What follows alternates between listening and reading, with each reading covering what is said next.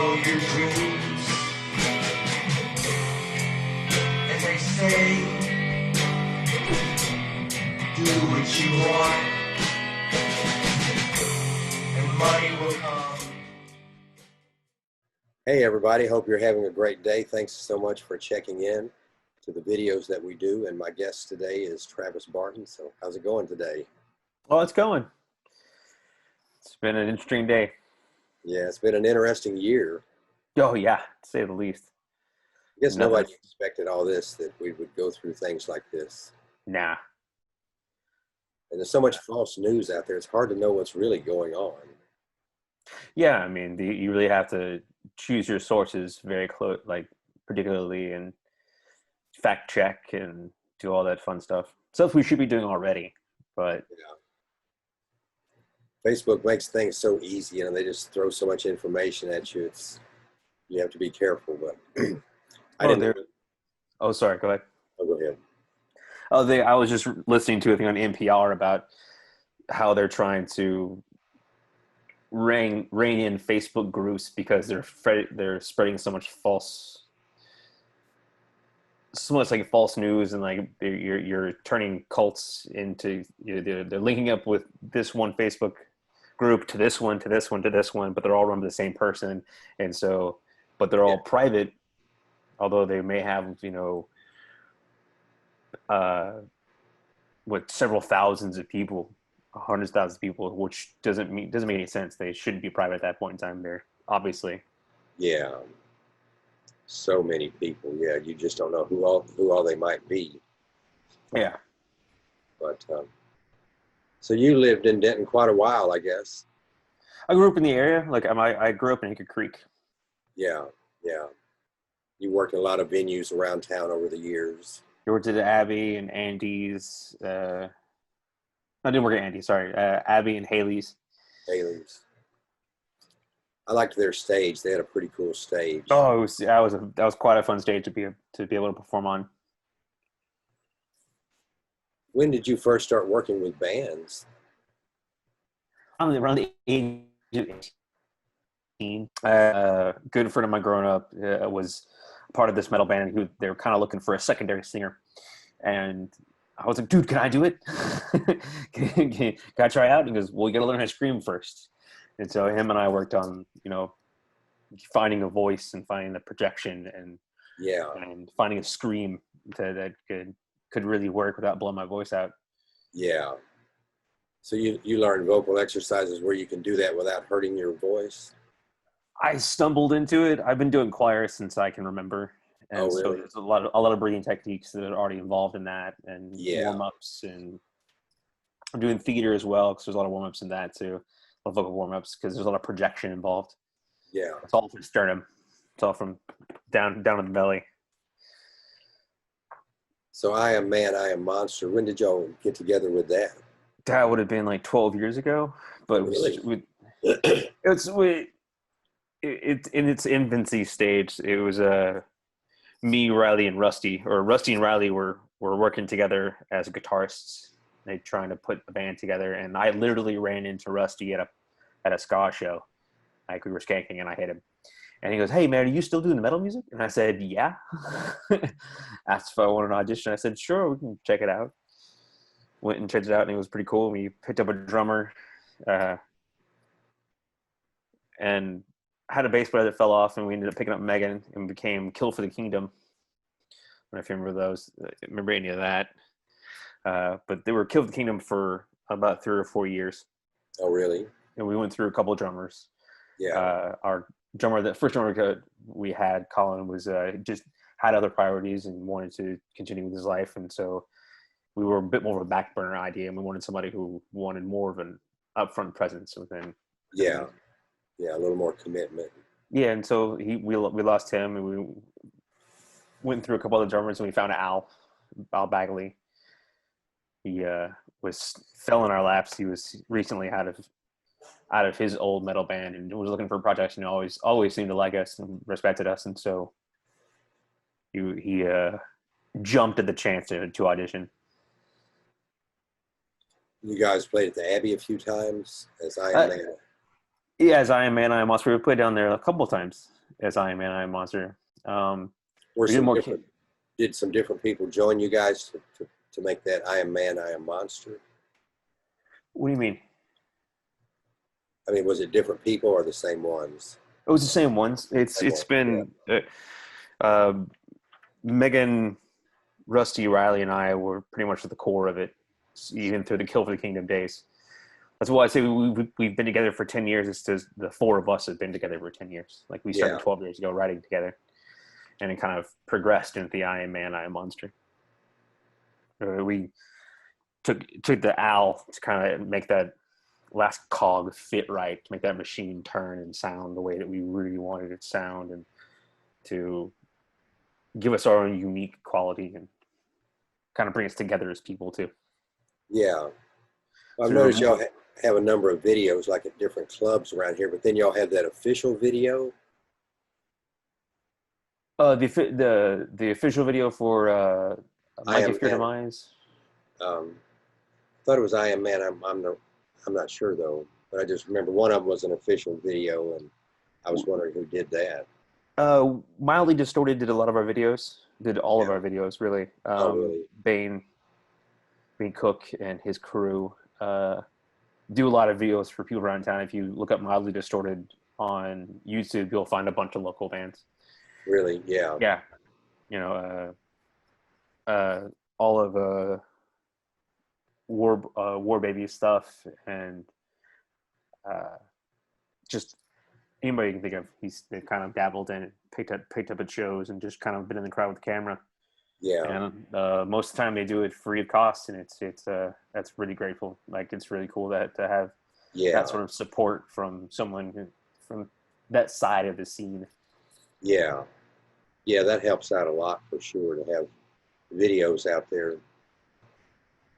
And you, I guess you knew Cody Smith, and then when he started talking about his movie, you became involved with that. Yeah, I've known Cody for a while. I just happened to run into him at a bar, and I was his bartender at Abbey for a while, and seen him at karaoke. And he's always been talking about making films and putting stuff together. And one day he just came up to me and I was like, "Hey, I've got this idea for a movie, and I think it'd be really cool." And I was like, "Hey, I would totally be in that movie." And then a week later, he goes, "Hey, you want to come and like try out to be the lead?" I was like, "Please," because it was just, I don't know, it's cool, like to be a part of that, part of someone's dream and someone's project is Oh yeah. very. I took it very admirably that he wanted me to be a part of it, and I was thrilled, just absolutely thrilled. And he had a lot of people in it, didn't he? Yeah, it was a zombie film, so Yeah. we had a lot of extras and had the casting crew from the Dark Path, the haunted house. Had a bunch of them come in and play zombies and do makeup for us, and it was a lot of fun. It was brutal in a couple of days, but Most of it was filmed in the Denton area. all of it was filmed in Denton. Yeah.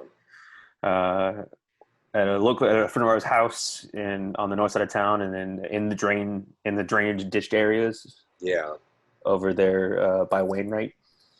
Yeah. He had a premiere of that a few months ago, didn't he? A few months ago. A year ago, or I think it would have been. It was late fall. late fall. Yeah, if I'm correct. Yeah. Can't remember exactly, but Like late October, I think. yeah, he's a very creative guy. I like what he does. Oh, absolutely. He's always got something kind of going on, and it was always a really cool thing to talk to him about his art, like the things he was drawing or the storyboards he was writing up, and something I always took to heart is that he would show them to me, because it's his art. It's really personal stuff, and Yeah. I don't you don't always get that privilege, and I was lucky enough to get the privilege to view his art and to be a part of like his ultimate art goal, which is make a movie. Of course, he wants to make another one, but don't tell anybody. But it's, I don't know, it's baffling to me to be a part of such artistic adventures. Yeah, really. Like if it were some filmmaker from out of town, you know, it would be so impersonal. But just knowing Cody and seeing him around, you know, and but with the plague, it's just changed things so much. It makes it so difficult for people to get together and connect in person, you know, and it's really Oh been a yeah, strange experience. it's been nutty. Like I quit drinking. I'm in recovery. I'll be 6 months clean, clean and sober on Friday tomorrow. Uh, That's great. Thank you. But even the whole idea they've shut down all the bars and how like low the social concept of what we're dealing with are so low that there's done a lot of like social outings that even prior to the whole COVID, I would go out to the bar to see friends because that's where they would be. And you know, regardless of whether or not, I'd like to go out and say hello to people. And now it's kind of hard. It's like hit or miss. It's like can't guarantee they're going to be there. Like I ran into Al the other day just by happenstance, and I'm running up and giving him a big hug, but I hadn't seen him in 4 months. Yeah. Yeah, no, it's a good thing we have the internet to just stay in touch with people at least. You're a stalk people, one or the other. A lot of that going on, I think.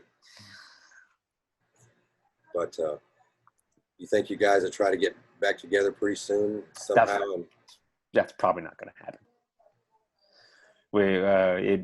It's not that it ended on bad terms. So there's some fallout there, and I just highly doubt that we'll all get back together and try and do it again. We resigned ourselves at one point in time that if anyone wanted to leave the band, we would just dismantle the band completely. And we had a member who wanted to leave, and we were all moving in different directions anyways. And so that the one who put his foot down, when who put their foot down, just signified it, and we were done. So we entered another agreement, and we stuck to it. So Yeah. well, we're probably won't make a reunion bit out of it ever. Well, I don't say ever, but I mean not anytime soon. Were you involved with writing some of the songs? We were all kind of involved in writing as a totality. You know, we all had our own individual parts that we would write for each song. Like, you know, Al playing the drums would write his drum parts, but we would all have influence in the way it sounded or the direction we wanted to go. Like, Yeah. we all have. I wrote 75% of the lyrics, but the 20% would come from Megan or Rusty, and it was always even within writing the lyrics and like writing my lyrics and going and doing vocals, there was always some. So his girlfriend, she's leaving. Bye. There's always outside help from the rest of the band. Like we were all intermingled into writing what we were doing. So it may not have been like 100%. One person was writing one thing that very rarely happened. It was always a big collective. That's like, the best way. Good, but Yeah. maybe try this, it'd be a little different. And like, oh, well, that makes it sound this way. I was like, well, it's gonna sound this way. Then I'm gonna change the drums to just sounding like this. And it's like, cool. And then, you know, it's just all kind of, it was pretty manic, and it was a wary sort of way to write. Took a lot of energy. Yeah, it's good to co-write though, I think. Absolutely. I think it makes it a lot more personable. Yeah. I think, you know, we did the multiple vocals aspect and had Megan sing, and so I would write what I would like her to sing and give a general idea of a melody, and let her take it. And if she didn't like the lyrics, then she could write. Or we would sit down and write something else, or she would write something, and then we'd get together and help kind of put a melody together. Like we always had our own. We had help from everybody in the band. We always had our own personal. We all had our personal instrument that we were a part of. Yeah. Yeah. Have you written anything since then? Not really. I've got a friend of mine's been trying to get me to write for one of his new project, and I'm chomping at the bit to do it. I just haven't. My brain hasn't been there for it. I wrote a little bit, and I just don't like it. But maybe I'm just overthinking it because I write just sporadically. It's a free thought, and so it's whatever comes to my mind. I'll just end up start writing it down, and so it becomes very clustered and muddled. But it always makes sense in my head. I'd like to get back in and get back with the band, like get back into like inside of a room with a bunch of people because it helps with creativity in my opinion. Yeah. Being surrounded by the music helps put me into it, so it helps bring out a feeling of what the tonality is and how it should sound. I never wanted to be the vocalist on top of the music. I always wanted to add to it, to say we wanted to create this sound, and I wanted to be a part of this sound created, not the vocals on top of that sound, because that's it just seems too dissonant for me. It's not something I want to be part of. Like that, there are some vocalists who are like, that's it, they're the vocalist, and like that they stick out and they stand out because that. But I want to be a part of the music and have it all flow together and be cohesive sort of project. And it's hard to take a rough studio edit and be like, I'm gonna write lyrics to it. In my opinion, Yeah, it's easier for me to be involved in it and like surrounded by it, like in a practice space, and so I can like wrap my head around how it feels and where it's headed. Yeah, it's all about the music's all about where we're going, right? It's the progression of sound or the intent of what a song is supposed to be. Like, how do we want this to be sound, or how do we want it to come out, or how we want it to end, or how we want the chorus to sound. It's always about that projection, what we want, right? And so like I get a better feel of what we want when I'm being surrounded by it. I don't know. Like Ronnie James Dio, it seemed like he was just kind of really just on top of everything. I don't know. Yeah, absolutely. And like, he's fantastic vocalist and amazing frontman and a great man in metal. I don't want to be that. It's not my not how I act. Who were some of your inspirations? Randall D. Blythe from Lamb of God. He's got a very unique sound to him. He's got a very sharp tongue, quick wit. Yeah.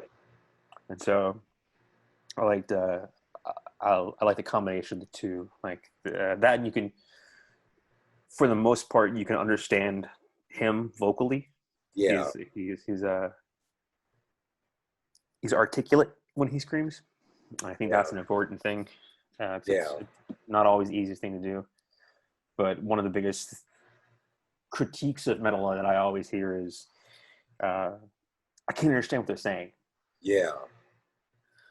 My usual answer is you just don't know how to listen to it, because it's training your ear to listen to that sort of sound. Like, because I when I listen to pop music, I don't really I have a hard time understanding what they're saying because I'm not used to listening to it. The vocal tones and the timbre are not in my wheelhouse anymore, and so it just sounds like mumbled words. I noticed you did the 10 album challenge on Facebook. Yeah. That was a lot. That was a lot of fun. I got to think back some old albums I haven't listened to in a while, and remember what they were. What were some of them that you chose? Well, Lamb of God is Palaces Burn. No Doubt, Tragic Kingdom. Depeche Mode, Ultra. Michael Jackson's Dangerous. This is the Corsairs, which is a cappella group. Oh, really? Their Blue Album. Yeah. It was the last one. It's an a cappella group that does metal? No, they do pirate. They do pirate songs. They do traditional sailing shanties and drinking tunes. It's awesome. It's 60s doing four-part harmony. It's so much fun. Yeah, some history on that, I guess. Yeah. Bunch of traditional songs. They used to perform at Scarborough Fair, and I'd go see them down there, and it's just fun music to sing to. Yeah. I've got kind of a lower voice, and so a lot of the popular stuff, and even just the normal stuff I listen to, is hard to sing along with because it's not my wheelhouse, not my my range easily. Yeah. You're like a baritone. I was a bass 2 for 4 years. Oh, really? Yeah. Yeah. I can hit pretty low, but I'm definitely sitting more around a baritone level right now. But that's good for pirate. Good for pirate songs, I'm sure. That's right. Yeah, it's good for the low end harmonies. Ooh. Yeah. Well, I appreciate you letting me ask you a few questions and sharing your thoughts and stuff.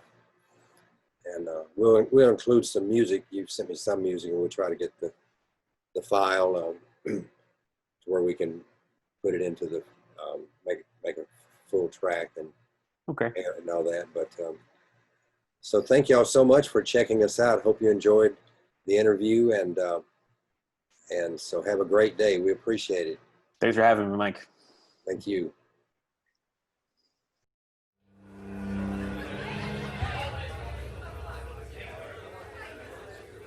Disgusting little creatures, soon fall into your mind and suffer as I suffer.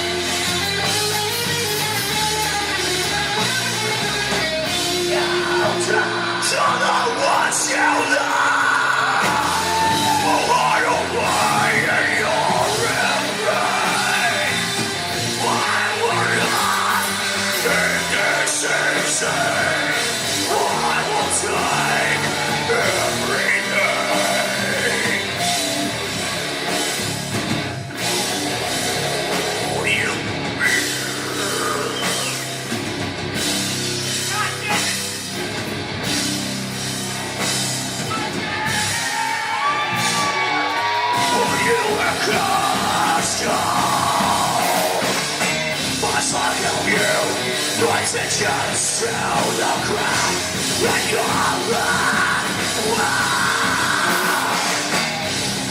Gestures and liars, but you fit in so well.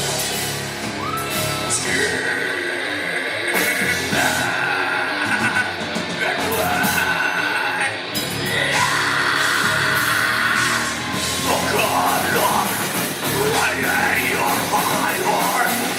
Glass broken with pieces to tear. Right tonight, to make someone love us. Your fault was laid out in the garden.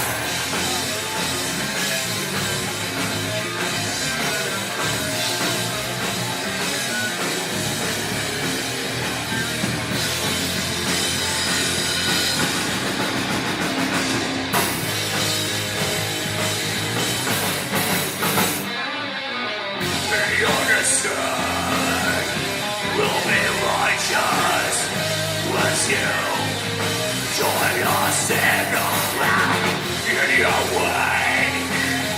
We will rise to shine the broken purpose of our creation. Oh, precious blood.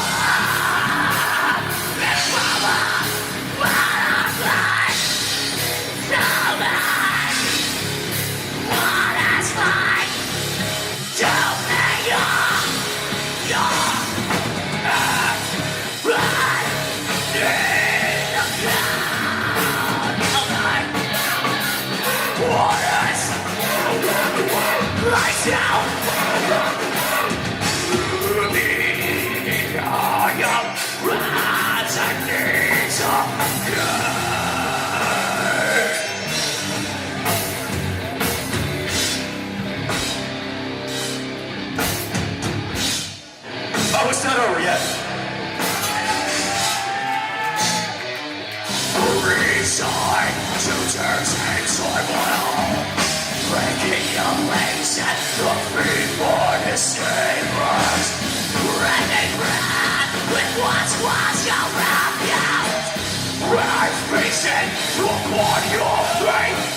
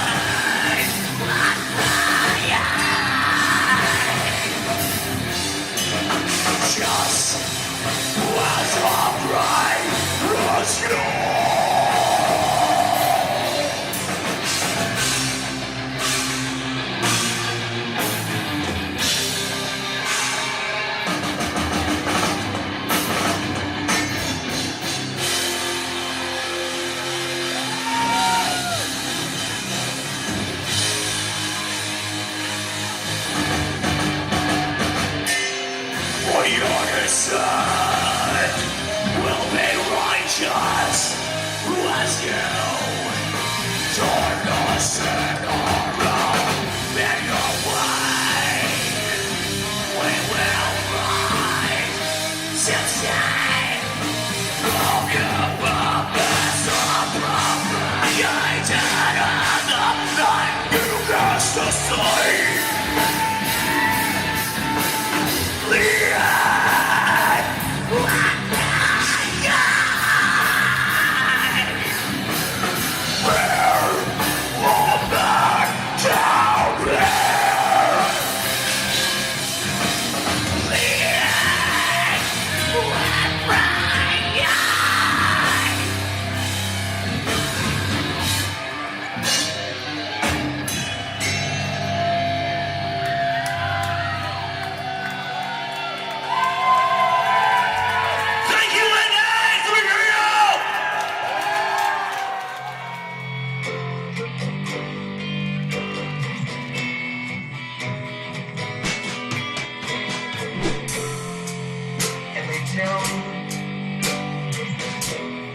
Follow your dreams.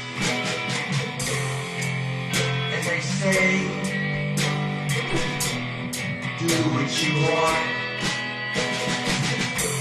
and money will come.